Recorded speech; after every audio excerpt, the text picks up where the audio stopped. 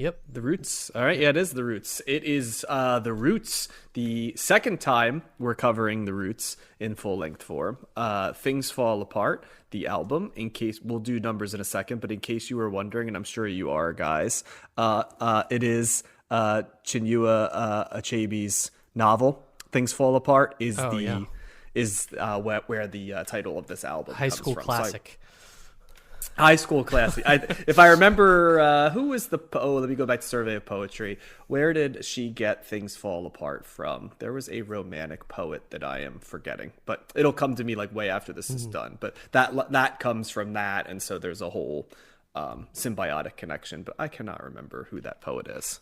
Okay, Things Fall Apart. Matt, run the numbers for us. Yeah, Things Fall Apart by The Roots comes in at number 176 in the 1990s on Best Ever Albums, number 23 in 1999, number 926 of all time. It is The Roots' highest rated album on Best Ever Albums. And it made Rolling Stone's list, coming in at number 416 there. And The Roots are ranked number 340 of overall artist rankings on Best Ever Albums. So this one came out February 23rd, 1999 on MCA Records. It was recorded in the Cutting Room studio, primarily in New York City. And why I bring that up is because that was sort of a hub for the Soulquarians and where they were recording their music. So we've touched on many Soulquarian albums. Erykah Badu, Baduism, Brown Sugar, right, by D'Angelo, Common.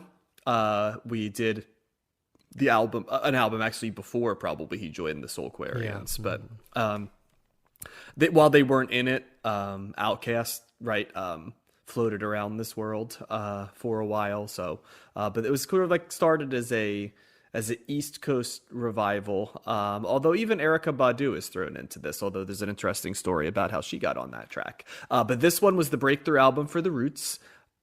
It finally was certified platinum in 2013, 14 years after its release. So Wow. Got relatively quickly to 500,000, and then the remaining 500,000 to get to platinum took a little while after that. But it won the 2000 Grammy for Best Rap Performance by a duo or group for You Got Me, which was the lead single off this album. There's actually only 2 singles off this album, You Got Me and The Next Movement. So the recording for this began all the way back in 1997. So what happened was the Roots just got to work and were just recording tons and tons of tracks.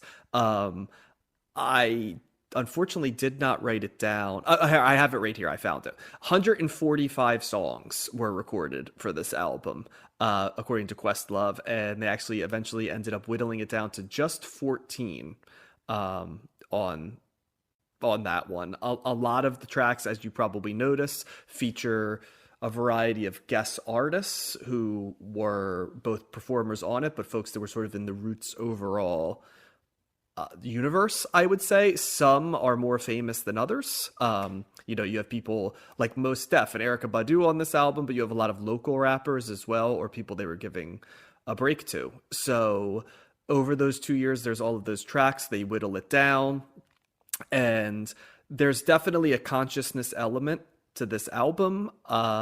It's, as you see, the speaking pieces are all designed to be not necessarily critiques, but discussions of sort of African American culture and music and hip hop along the way. There are continuations of other songs that follow onto this album. Like, for example, we covered I Used to Love Her by Common, and his verse on this is a continuation of that character who was speaking on his track right now.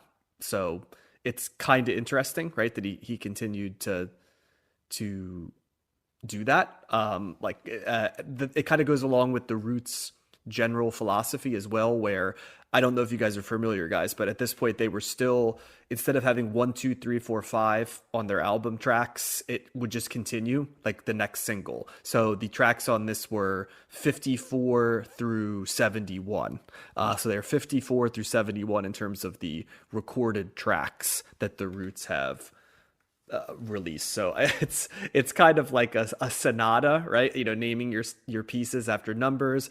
Also a little bit like UFC, right? Or WrestleMania is the other thing that has some numbers with it. But some of the people featured on this album in debuts, because that is an interesting thing right here. This is the really the first appearance of Beanie Siegel, who's on Adrenaline. He was a part of a weekly jam session held by the Roots in Philly. This was Eve's debut on a track, even though we've covered Eve a couple times. She's on You Got Me. I think people know the hook.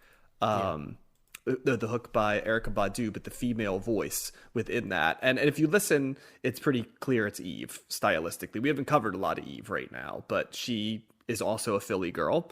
So she's on there. And actually, the song You Got Me, the hook sung by Erykah Badu on it was originally sung by Jill Scott, who also co-wrote that song. Kind of the female perspective was wrote by Jill Scott, but the record label did not think that Jill Scott was a big enough name. So they asked for a higher profile collaboration, and that is how you get Erykah Badu.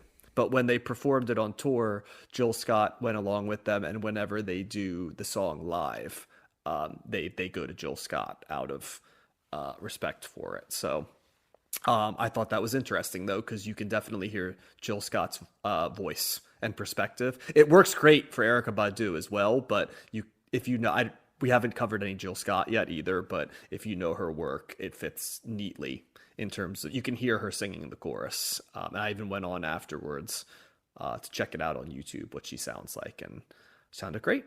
So I'll leave it there because we're going to cover the Roots at least 2 more times in the early 2000s, and there is a little bit of a bio floating out there already. Josh, what was your thoughts on this one? This is a great album. Despite it being a little long, I feel like it flows really well, and there's a lot to unpack on this album. The Roots are really kind of firing on all cylinders. I feel like you can just tell like how good they are.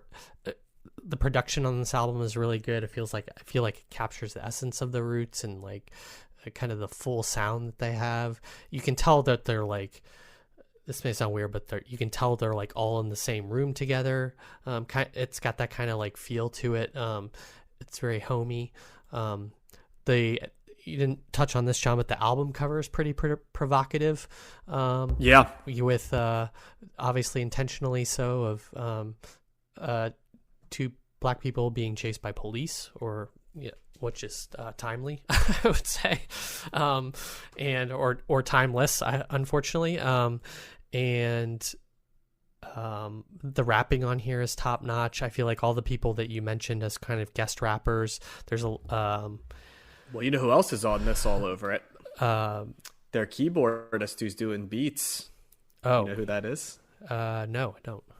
That's the one and only Scott Storch is like half of the tracks are his keys. Oh, wow. So when you hear keys on this, he was a member of the Roots for most of the 90s. Interesting. I didn't know that. Mm-hmm. Oh, you didn't know that? Okay. Yeah. Mm-hmm.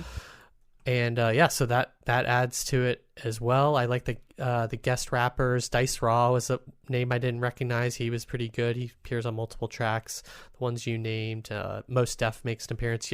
You can tell he has such a distinct voice. I could tell right away without even looking at the track name that it was him. And I don't know. This album's just really solid. It's definitely rewards multiple listens. I think there is. I didn't pick up on any sort of, I'm not saying that there's not, but I didn't pick on any sort of like lyrical themes. That's like the next run through is probably to kind of look at the lyrics and see what's going on that front. But I thought this was kind of a real statement album for them. It's an album that I had listened to before, but not for a really long time. I'm more familiar with later Roots albums. So this is a thumbs up for me. Yeah, there's a number of songs from this record that I was familiar with more so from their live album, because that was the first. My first introduction to the Roots was their live album, which came out shortly after this. I think it's like from the early 2000s perhaps. And so I knew a number of these songs, but kind of in different iterations because a song like 100% Dundee, it's like it sounds different. It's not one of the things that they were able to do live is to kind of keep the core of the song, but also like do different things with it, right? Or give it a little bit of a different hook or something. So kind of listening to these songs here versus what my familiarity with the live album, it's kind of like hearing them in some ways for the first time. This is another album that I realized that I actually have a copy of this on my iTunes, but I just never at some point I just downloaded as much as I could and never really listened to any of them just to be like, oh, I have that, right? But I never really listened to it. So I think this is definitely John and I covered. Is that the Lost episode, John? We did. Right. It is. Yeah, it's the Lost. I still have it though. It'll show one day. There is an episode out there that maybe one day our super fans will get access to. But that was basically on Philadelphia Half-Life, right? No, it's Do You Want More? Oh, it was Do You Want More? You're right. Okay, yeah. So we did cover them. I did some takes there, and I don't know if my take's that much different this time around. I think I would say that this is a more consistent album than Do You Want More. I found that there's bigger hits on here, more better, stronger songs overall. But my general take on the Roots is just there's an authenticity to them, and I think that like all the times we talk about synthetic, kind of production or all these samples that become a hallmark of hip hop and it just becomes part of what it is. And then you've got a group like this that are just like, it's way more organic. They still, like, as John said, they still have synths and there's still some, DJing and stuff like that going on. But so much of this is just like around, organic instruments, right? Just basic drums, bass, guitar, horns, keyboards and stuff like that. And I don't know, there's like a refreshing quality to that. It's just kind of an interesting thing. And I'm just surprised that more rap artists and groups didn't take cues from that. You know what I mean? Like, or take this and kind of run with it. And I think, maybe there are some out there that I'm just not as familiar with, but they're kind of like the hallmark of that as far as I'm concerned. And they just do it so well, right? Like there's a very heavy jazz element to this, and great drumming. Like I think it's more than one drummer, right? I know Questlove is kind of like the main drummer, but I think they have a couple, or at least different percussionists and stuff. So there's a lot of things happening, with drums and percussion. Black Thought, I've always liked his voice. He's got a command, he's got an authority. It's just like a great flow that he's got going on. And there's just a vibe to this group that is very appealing to me. Very different than a lot of like the more popular hip hop in the 90s. We certainly talk about gangster rap and, the East Coast, West Coast kind of stuff and controversial lyrics or whatever. And I guess the lyrics here are controversial, but this is more of like the socially conscious, rappers. And it's not like the first time we've covered that. We certainly covered, I know you guys did Common, we did Mos Def, and there's going to be more. So they certainly aren't the only ones like this, but with the themes of a lot of their songs and the organic nature of the instrumentation and how they're producing this, it kind of comes together for what I find to be a very unique voice in this world, and I'm here for it. I think this might be. So I'm trying to think. So I definitely, like I said, I remember hearing the live album. A buddy of mine from home when we got home from a college break or whatever had this, and I was listening to it. And I'm like, this is cool. What is this? I've never heard rap really like this. And so in some ways, the Roots for me are kind of like a gateway group to really like. Not that I'm a huge rap fan or hip hop fan in general, but like started to grow a real appreciation for it as opposed to like, oh, this is just a cool song on the radio that's got a great beat, right? With some, a lot of questionable, misogynistic lyrics and stuff, that at least the stuff that I was hearing on the radio or on MTV from like Dre and Biggie and Tupac and whatever. So in some ways this was kind of like opening some doors for me. And then I met other people that would expose me to other, artists like, Mos Def or, I got Tribe came after this. I definitely was familiar with these guys before Tribe. And so I'm here for this. This is a very appealing form of this genre for me. and they're great to see live. I've seen them a couple of times live at different parts. Usually, I think at Bonnaroo maybe twice, and they just put on a great show, fun live act, and yeah, it's thumbs up for me. But as far as this album goes, standouts. I always like the 100% Dundee. I like the way that with the beat with that, and how they work the synths with it. You Got Me is that is a great hook. I knew that Erykah Badu did the original vocals on it, but I didn't know that Jill Scott wrote it and they initially intended for her to do it. So kind of feel bad for her on that. But that's a great song.